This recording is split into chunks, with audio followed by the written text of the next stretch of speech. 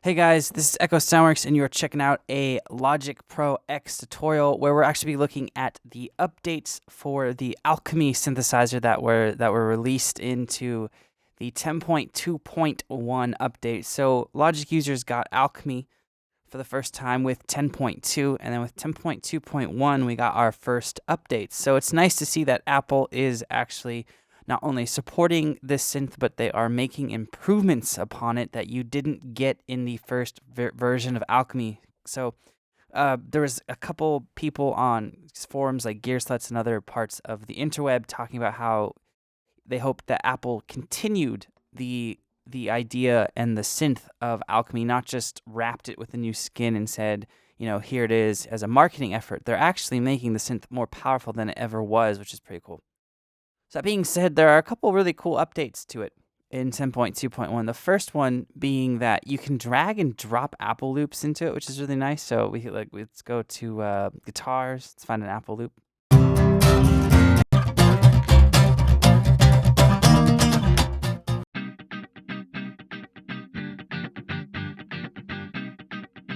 All right, that one can be kind of fun. So what you can do is just drag and drop in, and then it will load it.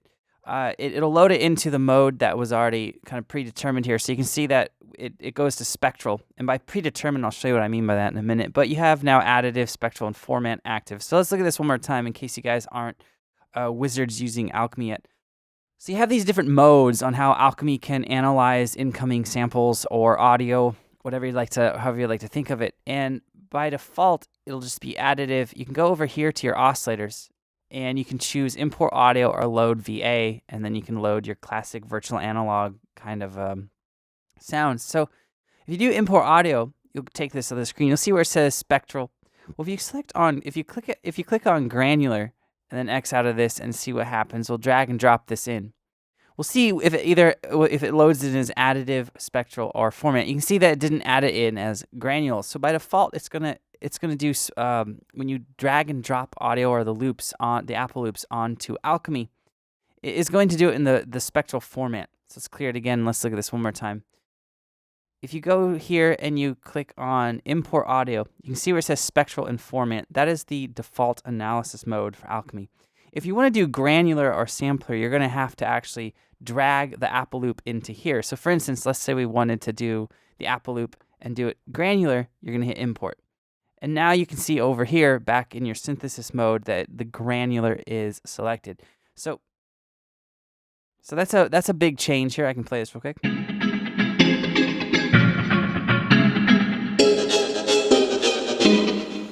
That's a pretty cool change. Now, another huge addition was they've added these 11 spectral effects. By spectral effects, they're literally effects housed in the spectral synthesis engine. So I'm going to go to File, Clear, so we have a default sound.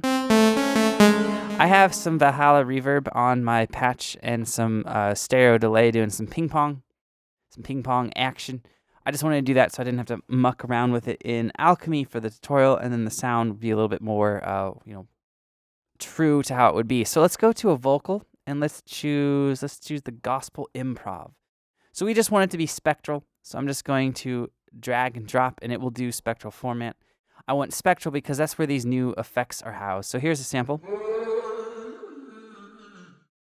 All right, I'm going to go to edit, and I'm going to change the start point and the end point. So we're going to drag it into here.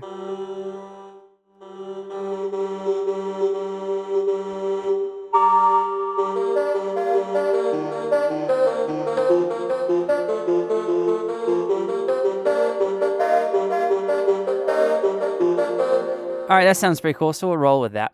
All right, so let's look at these different spectral effects and where they are housed. They're right here in the spectral edit window. And you have pitch and noise. Well, they're right here, and there are 11 of them. So they actually added quite a bit. So we're going to go through these. I'm going to read off what actually it says in the manual or the update release notes, and then kind of talk about what that means musically, because it's not the most musical of sense. So the spectral effect, basically what they're going to do is they're going to color the sound in a very spectral way. So if you know anything about spectral synthesis, they're going to add grains. They're going to add this kind of metallic sound, this movement to the sound.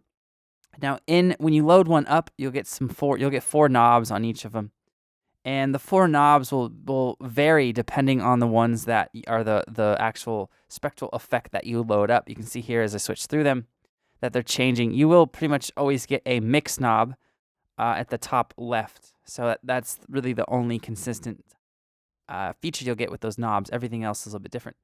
So let's listen to this sound. I'm going to play a chord. So let me go to the edit, and I don't want that happening. I want it to...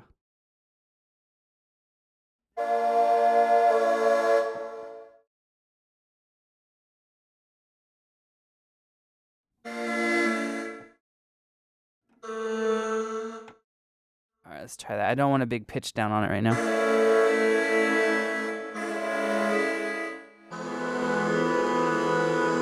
All right, so that is an interesting spectral sounding vocal sample. All right, let's look at the first one. The first one is Bloom. So let me turn this on. We'll turn the mix to about 60%. We'll have the attack down as low as it goes, and we'll have the threshold at about, let's do -20 dB.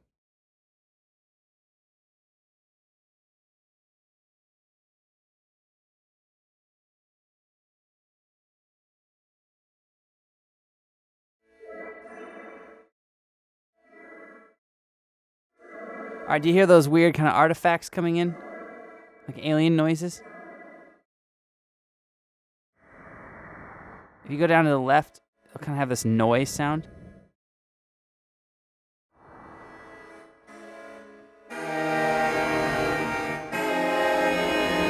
So this is a pretty cool sound on, I could see it working, our effect on 2 types of sound. Really percussive sounds, like maybe like a guitar pluck or something. Or if you get the attack settings right and the mix and the shift right, it could be kind of cool if you had a nice, long, evolving pad.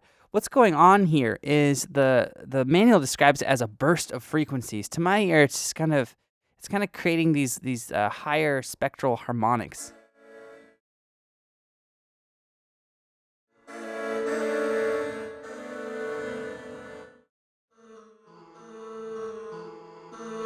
So let's talk about these knobs here. You get this mix knob, which is going to set the balance between the original signal and the process sound. So if you have it down at 0, it's not going to put any of the bloom effect in. 100%, it's going to be a bunch of it.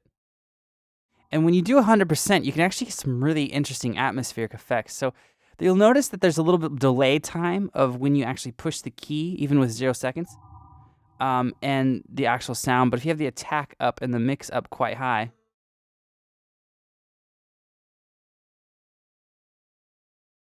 you can see how you could end up getting some really nice kind of a ambient drone type effects. The threshold's going to set the amount, how much, basically how loud you hear the bloom coming through in decibels, and then the shift is going to move the effect from either the lower harmonics, which would be at this negative values down here, to the higher, the positive values, the higher harmonics. So 0 is going to be centered with the original sound's harmonics. So that's why I said down at the bottom you get this kind of... Let's turn the mix back up. And let me get the threshold back up. And let's shift it up. Hear that difference? It goes from either the lower harmonics to the positive, higher harmonics. All right, so that's Bloom. Let's look at Blur. The manual, I love when the manual says stuff like this. When any manual says this produces a blurring effect. Oh, I know what that is.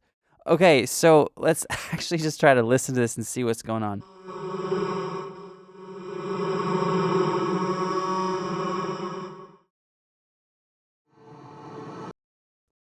All right, so you can hear that the way I have it set right now, the mix is quite high. Kind of adds this little bit of this airy quality to it. Now with the blur controls, what we're getting is we get the mix, which is obviously setting the balance between the wet and dry signals. The length is going to be how long the frequencies, the spectral analysis is actually blurring those frequencies.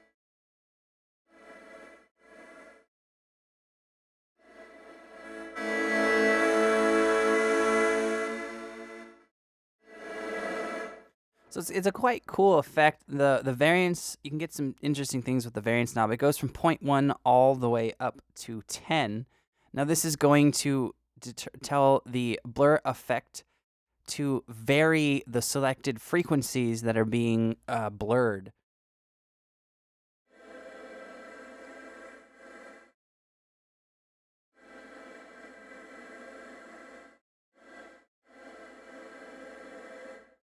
Now the gate's kind of like it determines the envelope, if you will, of the source sound. So if you're using like a short loop, like a percussive loop, this would have more of an effect than the one that I have currently, the audio sample, because it's kind of a slow moving one. But if you had more of a percussive loop, the higher settings on this, which would be a value of approaching negative 18 decibels, it's going to produce more of a simplified effect. It's not as noticeable, but you can still hear the effect. So we can pull in a loop real quick and check that out. So let's pull in a beat. I mean, that sounds great. So let me pull that in. So we'll go to edit.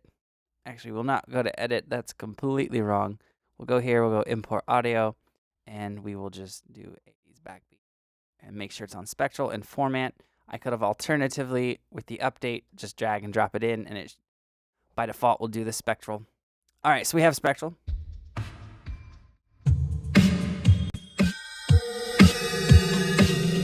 All right, so let's turn the gate all the way off. We'll turn the variance down. Have the mix about 70%. So let's do the gate now, all the way up.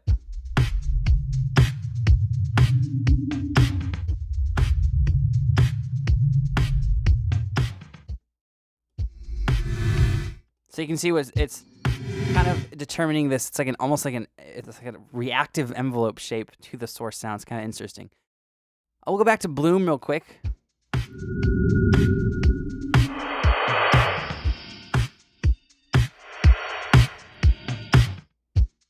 All right, you can actually see some of the information happening. So take note of that little scratchy section of the beat.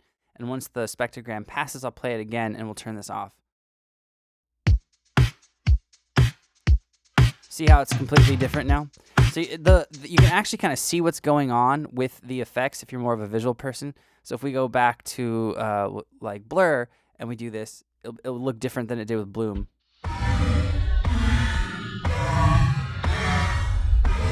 The next one we're going to look at is Cloud, and this is kind of harkens to a coursing effect. It's not going to sound very good on a rhythmic.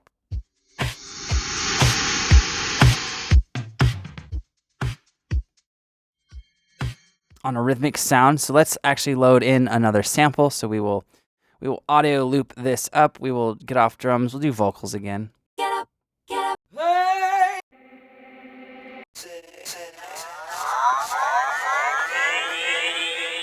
All right, we'll do that one that we started before.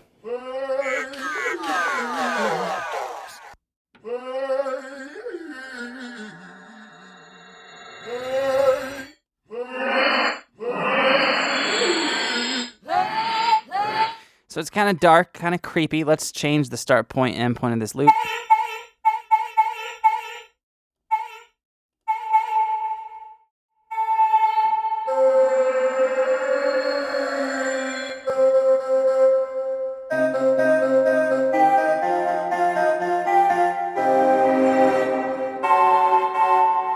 All right, so we got something a little bit more musical now, so we can kind of test this out.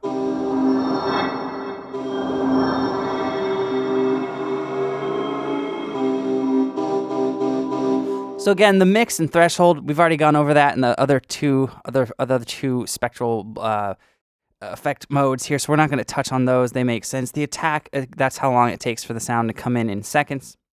The only unique knob to the Cloud is the Simplify. So the Simplify goes from a value of 0 up to 100, and basically what it does is it's kind of like a second mix knob, but it's not actually blending the dry and wet signal together like a mix knob typically would.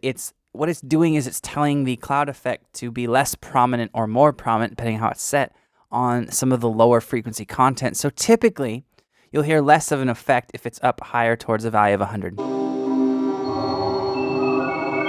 right, so let me turn it down to 0 now, and you'll hear a big difference.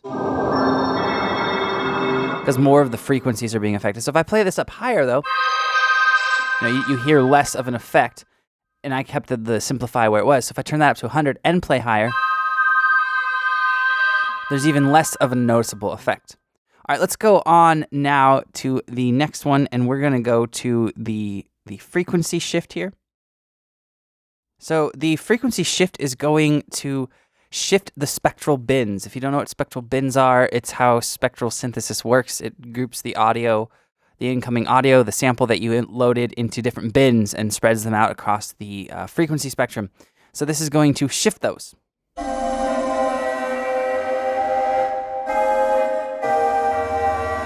So depending on how you have this set, it will either reduce some of the bins and shift them either up or down in amplitude, thus making it have the effect to our ears that you're hearing some frequencies more prominently and then some less prominent. So you have the mix, you have a low pass cutoff. That's a new one. So the shift is going to move the bins up higher. You can see that happening on the screen. So if you have it up all the way, you get really nasty high tones.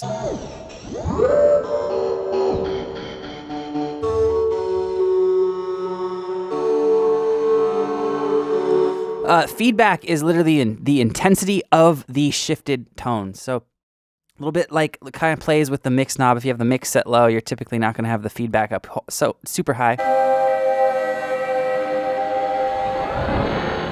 But all this is super dependent on the sound that you have loaded in. So I'm just kind of giving you a general guideline. And then the cutoff is nice because you can kind of roll off some frequencies that might get a little bit nasty and a little bit harsh. All right, so the next one is the frequency stretch. This one's kind of weird.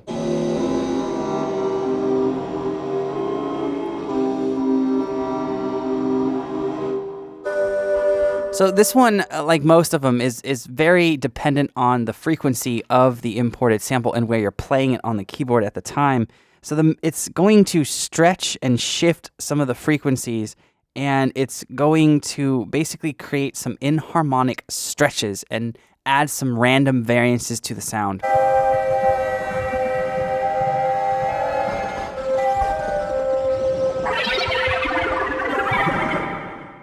So the alpha and beta knobs, those are kind of new, right? We've seen variance and we've seen mix, but let's talk about the alpha and beta. They work from the alpha works in a value of 0 up to 2, and the beta goes from 0.5 up to 1.5. So let's just turn the beta down, have the mix up, turn the variance down, and we'll just play around with the alpha.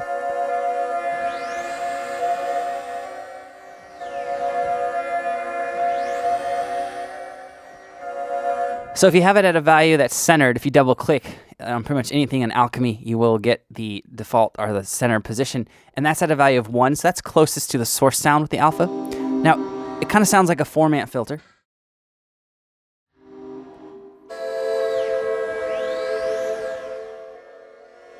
So it's shifting the harmonics. You can see that happening in the spectrogram there. Now the beta is going to, it's just like a frequency range effect, and we can see that on the spectrogram. Do you see that white line drawing across the screen?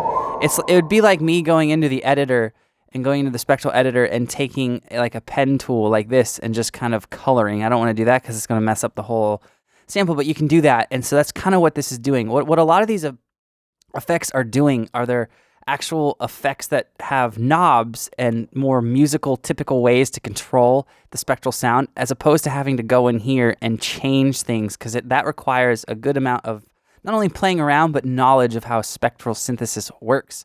All right, let's keep trucking along here. We have gate next. Let's play through this one real quick before we define everything.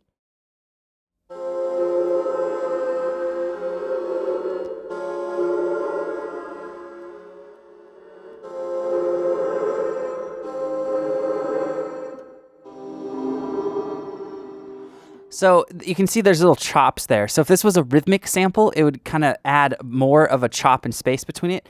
It's literally like a square wave LFO, but it's working with the bins of audio, so it's not going to be as prominent of effects. So with this sound, It actually kind of smooths it out, but with most rhythmic sounds, this would be, as the name implies, kind of gated. It'd be kind of a rhythmic thing. So it just really depends on the source material.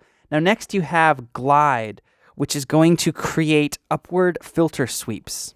Do you see that? Do you see the white happening on screen? That's this mix. So let me have this pass again, and I'll turn all this. We'll turn the width up. Turn the percent up. So when I play this, the mix is at 0. So nothing's happening, right? Now watch this spectrogram as I turn the mix up.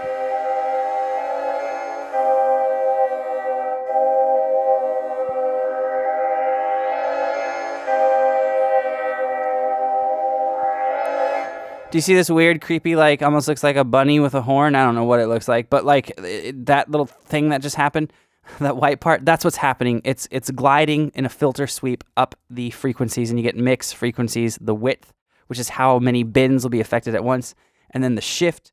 The shift is going to set the height of the sweep. So if we do this again, so we'll do quite a wide one. We'll turn the mix up. We'll start pretty low.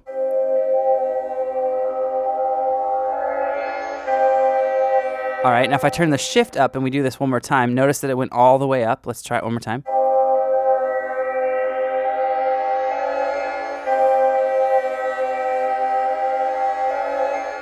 You notice that it goes up a little bit higher and it paints more of a higher effect at the higher frequencies in the bin. All right, then next you get metallized. This one's pretty straightforward. It makes things sound metallic. You have a mix, an interval.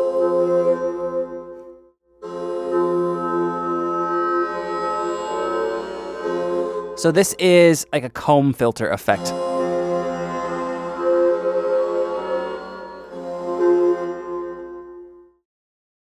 So the simplify knob, just like in the previous the previous effect that had a simplify knob, it's doing a similar thing where it's going to reduce the number of affected frequencies so it can smooth out the tone if you get kind of a rough tone. The interval is going to set what frequency is having the comb filtering kind of applied to it. And then the feedback is the intensity of the effect. So that one's pretty straightforward. The next is Shimmer. Shimmer is going to sweep through the frequencies at kind of various degrees and speeds. So it can create this weird, I guess it kind of has like a shimmer-esque sound, hence the name Shimmer.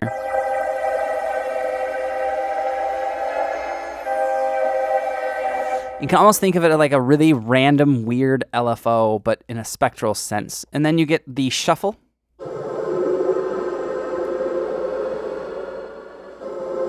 So this is randomly rearranging the blocks of bins. So it gets really weird. So if you want like a super weird sound, like some weird ambient thing, or you want to try to make a really interesting sound, shuffle can be your best friend. And then smear, this is kind of like a smear shifter, I guess. It's going to smear the blocks of frequencies to create kind of it actually makes things smoother and more musical. This is one of the more musical of the 11.